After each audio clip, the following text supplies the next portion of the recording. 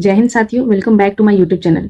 यदि आप भी सीटेट की तैयारी कर रहे हैं या फिर करने की सोच रहे हैं तो आपके भी मन में बहुत सारे कन्फ्यूजन होंगे कि इतने सारे सिलेबस है, मैं कहाँ से पढूं, कैसे पढूं, किसका बुक पढूं, किसका यूट्यूब देखूं या फिर खुद से पढूं, सारे सब्जेक्ट को कैसे मैनेज करूं। मुझे भी हुई थी, आप लोग को भी हुई होगी। तो आज का ये वीडियो आप लोग के लिए बहुत ही ज़्यादा इंपॉर्टेंट रहने वाला है, क्योंकि मैं आपको आज इस वीडियो में बताऊंगी कि मैंने सीटेट की तैयारी कहाँ से की थी, कैसे की थी और कौन-कौन से रिसोर्सेज का यूज़ की थी, जिससे मेरा पढ़ाई बहुत अच्छा हुआ था और मेरे पहले अटेम्प्ट में ही 110 मार्क्स अचीव हुए थे। और मैं आप लोगों के साथ ऐसा कोई स्ट्रेटजी नहीं बताऊंगी कि जिससे जो आपको सुनने में अच्छा लगे।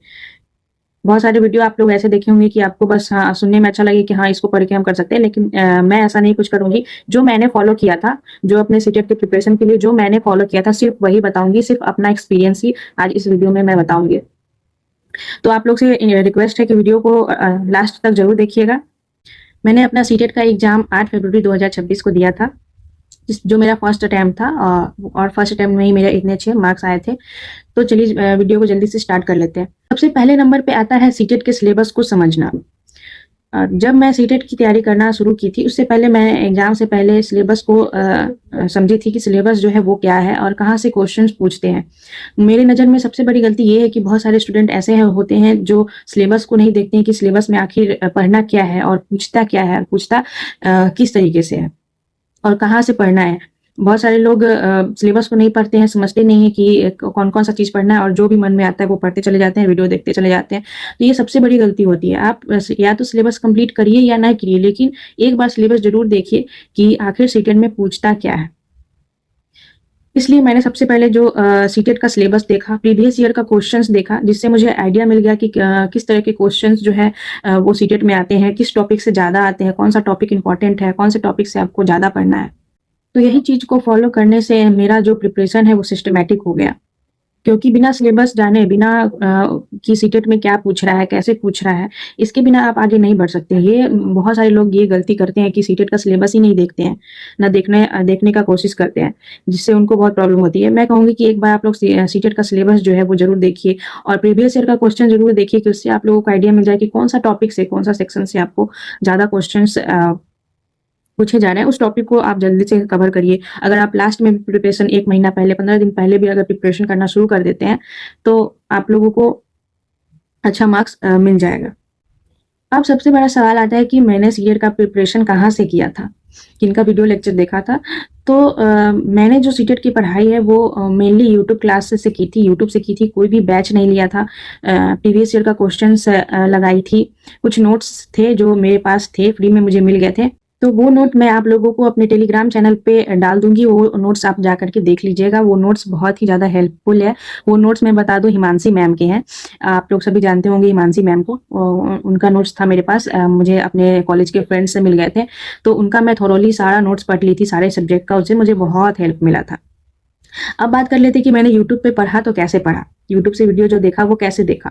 तो मैंने सबसे पहले जो सिलेबस देखी थी उसका टॉपिक निकाल ली, जो टॉपिक डिफ़िकल्ट है या फिर जिससे ज़्यादा क्वेश्चंस आ रहे हैं, वो टॉपिक को यूट्यूब पे सर्च करती थी वीडियो को, और जो भी वीडियो आता था, अधिकतर तो मैं सीडीपी के लिए हिमांशी मैम को देखती थी। तो जो भी कॉन्सेप्ट डिफ़िकल्ट लगता था उसको मैं यूट्यूब पे सर्च करती थी, यूट्यूब से वीडियो देखती थी।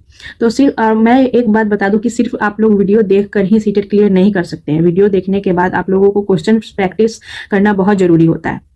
तो मैं क्वेश्चंस कैसे प्रैक्टिस करती थी, जो भी टॉपिक होता था उसका वीडियो मैं देखी, उसी टॉपिक से रिलेटेड मैं जितना भी प्रीवियस ईयर का क्वेश्चंस होता था उसको लगाती थी, उसको सॉल्व करती थी। तो आप लोगों से भी रिक्वेस्ट है कि आप जो भी टॉपिक पढ़ें, या फिर या तो आप अपने, अगर बहुत सारे बच्चे बैच ले रखे होंगे, अगर बैच से पढ़ रहे हैं तो जो भी टॉपिक आपको पढ़ाया जा रहा है बैच में, या फिर यूट्यूब से पढ़ रहे हैं, जो भी टॉपिक आप पढ़ रहे हैं, जैसे कि मान लीजिए कि जीन पियाजे जी के बारे में आप पढ़ रहे हैं, तो जीन पियाजे जी के बारे में आप सब कुछ थॉरोली पढ़ लीजिए। उसके बाद जितना भी जीन पियाजे जी का क्वेश्चन है प्रीवियस ईयर से लेकर के पूरा, वो सॉल्व करने का कोशिश करिए, ठीक है। और सॉल्व करेंगे तो उससे क्या होगा कि आपके माइंड में वो सब बहुत अच्छे से बैठ जाएगा, जिससे आप लोगों को तैयारी करने में ज़्यादा दिक्कत नहीं करना पड़ेगा। जितना भी क्वेश्चन है उसको सॉल्व कर लीजिए, फिर जो भी टॉपिक आगे पढ़ रहे हैं उसका फिर क्वेश्चन सॉल्व करिए। 10, 15, 20, 25 जितना भी मिल जाए उतना क्वेश्चन आप सॉल्व करते जाइए। अब बात कर लेते हैं कि सब्जेक्ट वाइज। तो सब्जेक्ट वाइज में सबसे पहले आता है सीडीपी। तो सीडीपी का जो क्लास है वो मैं मोस्टली सबसे ज़्यादा तो जिनका वीडियो देखा है वो हिमांशी मैम का ही देखा है। हिमांशी मैम का जितना भी प्रीवियस का मैराथन है, ऐसे तो हिमांशी मैम अब यूट्यूब पे ज़्यादा वीडियो नहीं बनाती हैं। जब एग्जाम का टाइम आता है नज़दीक तब उनका 1-2 वीडियो आता है। तो जितना भी उनका वीडियो आता था वो चाहे 10 बजे रात को आए, 11 बजे रात को आए, मैं उनका सारा वीडियो देखती थी, एक वीडियो मिस नहीं करती थी, क्योंकि मुझे उनका पढ़ाया हुआ बहुत अच्छा लगता था।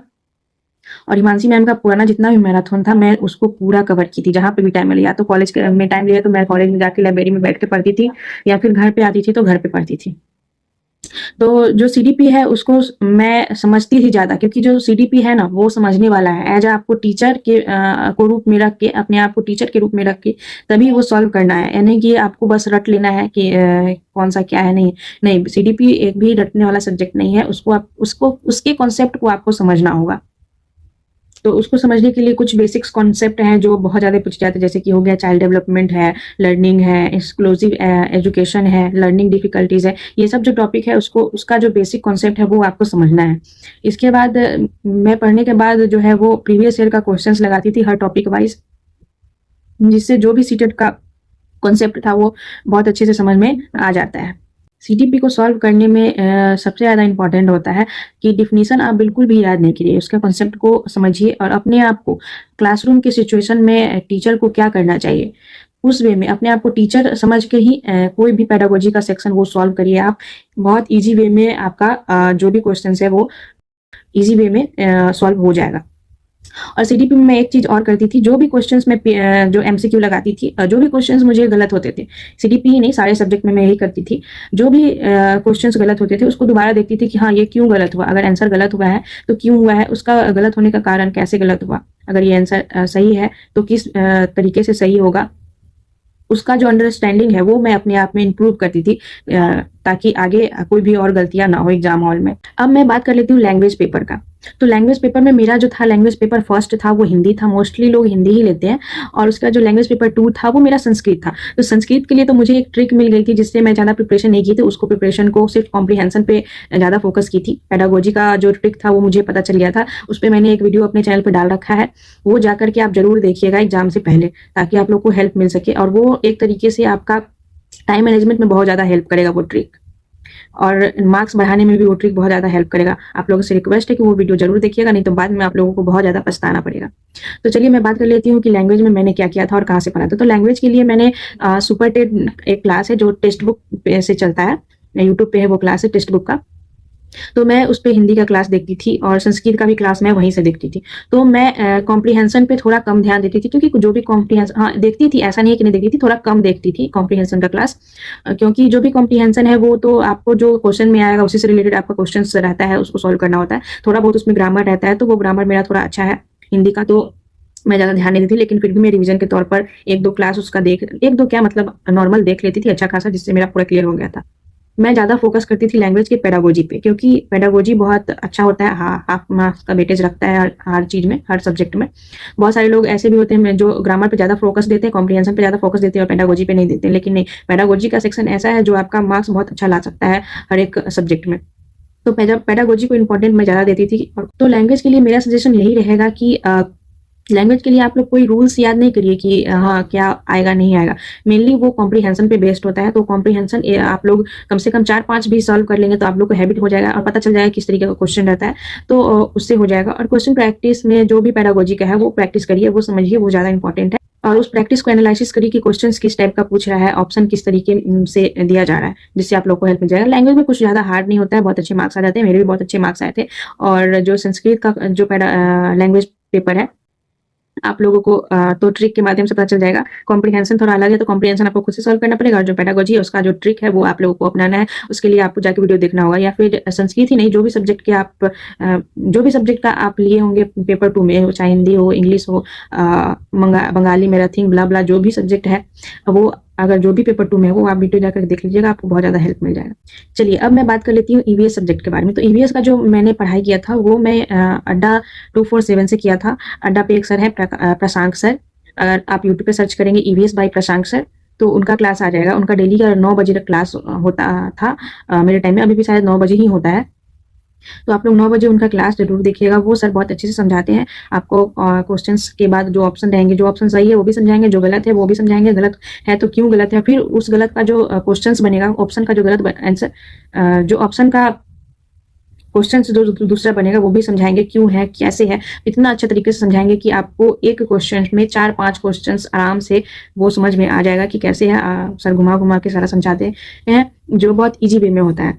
तो मैं उनका ही पूरा फ़ॉलो की थी लगातार, उनका ही वीडियो देखी थी। प्रशांत सर का 9 बजे से होता था। बहुत अच्छा कॉन्सेप्ट क्लियर हो गया था मेरा ईवीएस का। तो मैंने ईवीएस का जो है पढ़ाई जो है वो एनसीईआरटी से किया था और प्रीवियस ईयर ज़्यादा लगाया था ईवीएस का। और प्रशांत सर का वीडियो देखा था। प्रीवियस ईयर का क्वेश्चंस पे तो मैं सारी चीज़ पे फोकस की थी। जो क्वेश्चंस था एनसीईआरटी का जो भी टॉपिक था वो मैंने कभी भी याद नहीं किया। बस मैं प्रीवियस ईयर लगाते चली गई। मुझे कॉन्सेप्ट पता चलते गया। मुझे खुद से ही दिमाग में रिकॉल होता चला जाता था कि हाँ, ये तो मैंने पढ़ा है। जितना आप प्रैक्टिस सेट लगाएँगे, जितना आप प्रीवियस ईयर का क्वेश्चंस लगाएँगे, उतना आपको बहुत ज़्यादा फ़ायदा मिलेगा। और जो भी गलती होता है उसको रिवाइज़ करिए कि क्यों गलती हुआ था। और इसका सही आंसर क्या होगा। बहुत सारे लोग प्रीवियस ईयर लगाते हैं और जो गलती हुआ उसको छोड़ देते हैं। ये गलती आपको नहीं करना है। अब बात कर लेते हैं मैथ सब्जेक्ट। तो मैथ का जो सब्जेक्ट है वो मैं टेक्स्ट बुक से ही देखी थी। सुपर टेट करके जो चैनल है, टेक्स्ट बुक आप सर्च करेंगे तो वो भी आ ही जाता है सीटेट का। तो मैं सीटेट का वही मैथ का जो पेपर है वो टेक्स्ट बुक से ही देखी थी। और मैथ का जो पेडागोजी है, पेडागोजी का जो सेक्शन है वो मैं सबसे पहले सॉल्व करती थी प्रीवियस ईयर का क्वेश्चंस में भी, और एग्जाम में भी मैं पहले पेडागोजी ही सॉल्व की थी, क्योंकि टाइम मैनेजमेंट करने के लिए पेडागोजी सॉल्व करना बहुत ज़रूरी होता है। तो मैं मैथ्स के लिए मैं सच बताऊँ तो ज़्यादा नहीं पढ़ी थी मैथ्स के लिए, क्योंकि बहुत सारे लोग ऐसे होते हैं कि मैथ्स का तैयारी उनका अच्छा नहीं होता है या फिर मैथ अच्छा नहीं होता है। मेरा थोड़ा बहुत अच्छा है मैथ, लेकिन फिर भी मैंने कॉन्सेप्ट पढ़ा था, मैथ का कॉन्सेप्ट कुछ-कुछ पढ़ा था और पेडागोजी पे ज़्यादा फोकस किया था। मैं चैप्टर वाइज़ जो भी सर पढ़ाते थे वो कॉन्सेप्ट पढ़ती थी और समझती थी और तब क्वेश्चन सॉल्व करती थी, क्योंकि बिना कॉन्सेप्ट पढ़े आप मैथ का क्वेश्चन सॉल्व नहीं कर सकते हैं। भी स्टूडेंट का मैथ बहुत अच्छा है, तो वो अधिक से अधिक क्वेश्चन सॉल्व करे। मैं भी बहुत ज़्यादा क्वेश्चन सॉल्व करती थी, जिससे आपका क्या होगा, स्पीड बढ़ेगा, क्योंकि एग्जाम में सीटेट के एग्जाम में ज़्यादा टाइम नहीं रहता है। आपको उसी टाइम 2.5 घंटे के टाइम में ही सारे कुछ सॉल्व करने होते हैं। तो जितना हो सके मैथ का क्वेश्चन है उतना सॉल्व करिए, जिससे आपकी एक्यूरेसी जो है वो इम्प्रूव होगी। और सीटेट में टाइम मैनेजमेंट भी बहुत इंपॉर्टेंट होता है, जो आपको ध्यान में रख के ही मैथ सॉल्व करना होगा। इसलिए बहुत सारे जो स्टूडेंट हैं वो मैथ को लास्ट में सॉल्व करते हैं और उस मैथ का जो पेडागोजी होता है वो बना लेते हैं। मैं एक अलग से वीडियो बना दूँगी कि सीटेट में टाइम मैनेजमेंट के लिए कौन-सा क्वेश्चन और सबसे पहले करना है और कौन-सा क्वेश्चन लास्ट में करना है, जिससे आप लोगों को टाइम मैनेजमेंट में हेल्प मिल सके। और कैसे ओएमआर शीट भरना है, आप लोग कमेंट करिएगा तो मैं वीडियो ज़रूर बना दूँगी। तो मैंने बता दिया कि मैंने कौन-कौन सा सब्जेक्ट कहाँ से पढ़ा था और कैसे पढ़ा था और कैसे तैयारी की थी। अब बात कर लेते हैं मॉक टेस्ट। तो जो मैं मॉक टेस्ट है वो कहाँ से दी थी? तो मॉक टेस्ट के लिए मैं कोई ऐप पे नहीं गई थी, कोई कहीं पे नहीं गई थी। सिंपली सा मैं अपने मार्केट से, जो भी बगल के मार्केट होते हैं, बुक के स्टोर होते हैं, वहाँ से सिंपली ओएमआर शीट का बुक लेके आई थी। मिल जाते हैं 10 से 15 रुपए में, मेरी तरफ मिलते हैं, 20 रुपए में अधिकतर मिल जाते हैं। वो लेकर आई थी, उस पे प्रैक्टिस करती थी। जब भी मेरा सिलेबस कंप्लीट होता था या फिर टॉपिक कंप्लीट होता था तो मैं टेस्ट देती थी उस टॉपिक का। तो मैं ओएमआर शीट पर ही देती थी, क्योंकि मुझे ओएमआर रखने का भी प्रैक्टिस हो सके साथ-साथ, ताकि एग्जाम के टाइम पे ओएमआर फिल करने में बहुत सारे लोगों को होता है कि बहुत टाइम लग जाते हैं। अगर साथ-साथ आपका प्रैक्टिस रहेगा ओएमआर फिल करने का, तो आपको ज़्यादा टाइम नहीं लगेगा। मॉक टेस्ट देने का मतलब ये नहीं होता है कि सिर्फ आप अपना मार्क्स देखिए कितना हम कर पा रहे हैं, कितना नहीं कर पा रहे हैं। मॉक टेस्ट देने का मतलब होता है कि अपने आप को एनालाइज़ करना कि मैं कितना सही कर पा रही हूँ। मान लीजिए कि मैं एक सेट लगा रही हूँ 100 क्वेश्चंस का है। मान लीजिए कि मेरे 50 क्वेश्चन सही हुए और 50 क्वेश्चंस गलत हुए। तो आपको एनालाइज़ करना है कि 50 क्वेश्चन जो हुए वो क्यों गलत हुए? कहाँ मैंने गलती की? और कौन-सा कॉन्सेप्ट मुझे नहीं आ रहा था, जिसकी वज़ह से ये गलतियाँ हुई। तो क्वेश्चन को समझिए, उसको एनालाइज़ करिए। इसलिए मॉक टेस्ट लगाया जाता है। जल्दबाजी में भी बहुत सारे ऑप्शंस जो होते हैं हम लोग गलत कर देते हैं। जैसे कि मान लीजिए कि क्वेश्चन्स है 1, 2, 3, 4, 5 करके, और आप बना लीजिए, सॉल्व कर लीजिए, 1 से लेकर 10 तक सॉल्व कर लिए हैं, और जब ओएमआर में फिल कर रहे हैं तो ऊपर-नीचे हो गया, गलत हो गया। तो ये भी होता है बहुत सारा गड़बड़ी, जिसके कारण आप बनाए तो सही है, आपने क्वेश्चन में तो सही किए हैं, लेकिन ओएमआर शीट भरने में आपने गड़बड़ी कर दी है। तो ये भी प्रैक्टिस साथ-साथ में हो जाता है, जिससे आपको एग्ज़ाम के टाइम पे ये चीज़ गलतियाँ नहीं होंगी और प्रिपरेशन जो है वो बहुत ज़्यादा स्ट्रॉन्ग होगा आपका। चलिए अब मैं बात कर लेती हूँ कि मैंने कौन-सा ऐसा मिस्टेक किया था जो मुझे नहीं करना चाहिए था। तो शुरू-शुरू में जब मैंने सीटेट का प्रिपरेशन करना स्टार्ट किया था, तो मुझे कुछ नहीं पता था इसके बारे में कि कहाँ से पढ़ना है, क्या करना है। तो वो चीज़ मैं अलग-अलग तरीके से रिसोर्स कलेक्ट करने में लग गई थी। जो मैं पढ़ने पे ज़्यादा कम ध्यान देती थी और रिसोर्स कलेक्ट करने में मुझे लगता था कि ये बुक खरीद लूँगी तो मुझे अच्छा होगा, ये बुक अच्छा है। कोई बता देते थे ये बुक अच्छा है, कोई बता देते थे ये बुक अच्छा है। तो नहीं, आपको रिसोर्स कलेक्ट नहीं करना है। उससे क्या होता है कि आप बस कलेक्ट करते ही रह जाते हैं। आप सोच लेंगे कि मेरे पास इतना बुक है, तो मेरे से निकल जाएगा, नहीं। आपको समझना है, आपको रिसोर्स कलेक्ट करने से ज़्यादा समझना ये है कि मुझे पढ़ना है और कैसे पढ़ना है। कैसे कम मटेरियल में ही आप अच्छा नॉलेज गेन कर सकते हैं। मान लीजिए कि आपके पास 10 बुक हैं और रिवीजन के नाम पे कुछ नहीं है, आप रिवीजन के लिए कुछ कर ही नहीं रहे, तो कोई फ़ायदा नहीं है ऐसा 10 बुक रखने के लिए। आप 1 बुक रखिए जिसमें सारे प्रीवियस ईयर के क्वेश्चंस मिलते हो। मैंने एरिहंत का एक और एक किरण पब्लिकेशन का जो है वो बुक का यूज़ किया था। प्रीवियस ईयर का सेट लगाने के लिए। और और आप सीटेट के साइट पे जा सकते हैं, वहाँ पे आप प्रीवियस ईयर के जितने क्वेश्चंस हैं वो डाउनलोड करके आराम से सेट लगा सकते हैं। मैं भी यही की थी, जा करके साइट से क्वेश्चंस डाउनलोड की थी, उससे प्रैक्टिस करती थी और मेरे पास बुक थे एरियन का और किरण पब्लिकेशन का, उससे मैं सेट लगाती थी। वो भी उसमें जितना भी पीवाईक्यू क्वेश्चंस थे वो सेट लगाती थी और लगाने के बाद मैं एनालाइज़ करती थी कि गलती जो भी क्वेश्चंस गलत हुआ वो क्यों हुआ है? कौन-सा ऐसा गलती था, कौन-सा मेरा कॉन्सेप्ट क्लियर नहीं है जो मैंने गलती किया। तो सिर्फ़ सॉल्व करना, सिर्फ़ मॉक टेस्ट लगाना ही काफ़ी नहीं है, मॉक टेस्ट के साथ आपको खुद को एनालाइज़ करना है। और बहुत सारे लोगों का ये भी सवाल होगा कि मैं कितने घंटे पढ़ती थी, तो मेरा कोई भी फ़िक्स टाइम नहीं था कि मैं कितने घंटे पढ़ती थी। क्योंकि मैं साथ-साथ कॉलेज भी जाती थी और कॉलेज के साथ-साथ मुझे सीटेट का ही भी प्रिपरेशन करना पड़ता था और कॉलेज मेरा थोड़ा दूर पड़ता था, तो मुझे जाने में टाइम भी लगता था। तो मुझे कम टाइम भी मिलता था, तो लेकिन जब भी मैं पढ़ती थी, जितना भी पढ़ती थी और अगर हर दिन पढ़ रही हूँ, जैसे कि मान लीजिए कि मैं हर दिन पढ़ रही हूँ, तो उसमें से कोई एक सब्जेक्ट पे फ़ोकस रखती थी। जैसे मान लीजिए मैं सीडीपी पढ़ रही हूँ, तो सीडीपी पे सारा फ़ोकस हो गया मेरा और सीडीपी पे फ़ोकस हुआ तो सीडीपी वीडियो लेक्चर देखने के बाद मैं प्रीवियस ईयर लगाती थी, उसका जितना भी कॉन्सेप्ट होता था वो क्लियर करके ही उठती थी। ऐसा नहीं है कि हाँ, कभी मैं 4 घंटे मैं ऐसा नहीं है कि मैं 6-6 घंटे, 7-7 घंटे पढ़ती थी। नहीं, मैं ऐसा नहीं करती थी। जब भी मुझे टाइम मिलता था टॉपिक्स वाइज़ मैं उसको पढ़ती थी और उसके साथ-साथ रिवीजन साथ-साथ ही करती थी। एक बात का मुझे ज़्यादा खुशी होता है कि मैंने रेगुलर क्लास किया था कॉलेज डीएड का जो भी क्लास वो मैंने रेगुलर किया था, जिससे मैं वर्ड से जो है वो फ़ैमिलियर हो गई थी। जितने भी मनोवैज्ञानिक है, जितने भी टॉपिक्स हैं, उससे मैं वर्ड से जो फ़ैमिलियर हो गई थी, जिससे मुझे स्टेट की प्रिपरेशन में ज़्यादा कोई प्रॉब्लम नहीं हुई थी टॉपिक समझने में या फिर प्रिपरेशन करने में।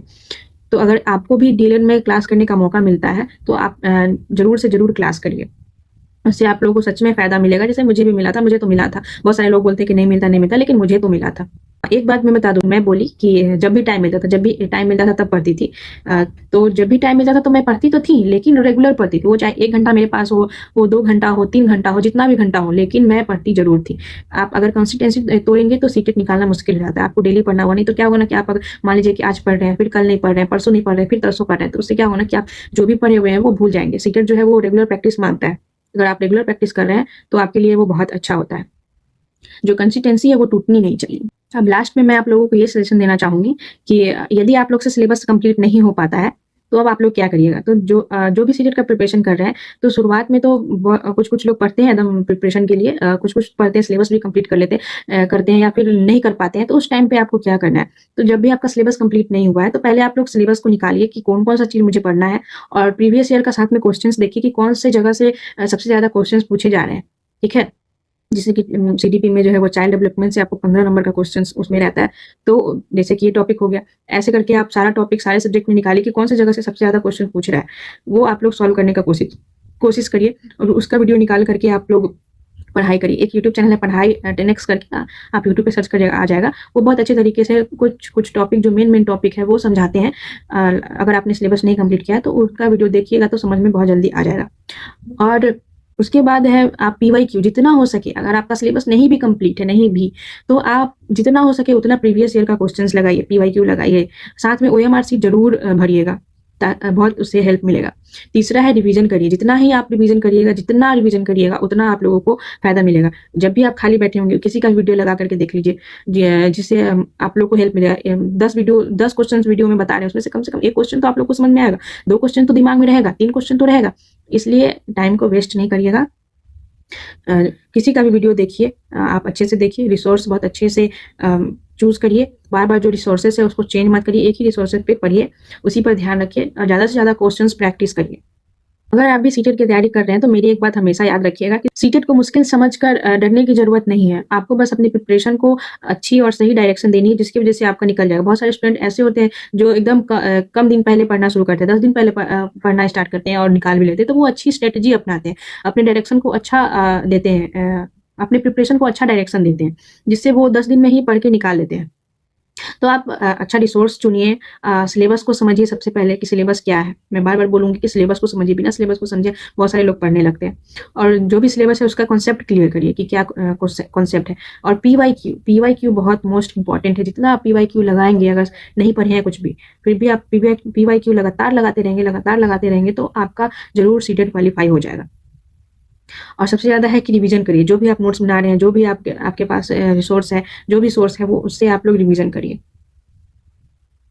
ठीक है, आई होप आप लोग को समझ में आया होगा। मेरे पास सीमांशी मैम का जो सारे सब्जेक्ट का नोट्स है वो मैं अपने टेलीग्राम चैनल पे डाल दूँगी, आप लोग वहाँ से जॉइन होकर देख लीजिएगा।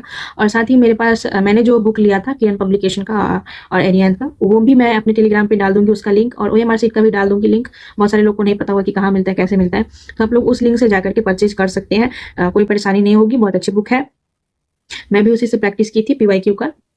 तो आई होप आप लोगों को समझ में आ गया होगा, सारा चीज़ क्लियर हो गया होगा कि मैं कहाँ से पढ़ी थी, कैसे पढ़ी थी, जिससे मुझे अच्छे मार्क्स मिले थे। या अगर फिर भी कोई डाउट रह जाता है मन में तो आप कमेंट सेक्शन में मुझसे पूछ सकते हैं। तब तक के लिए मिलते हैं अगले वीडियो में। धन्यवाद।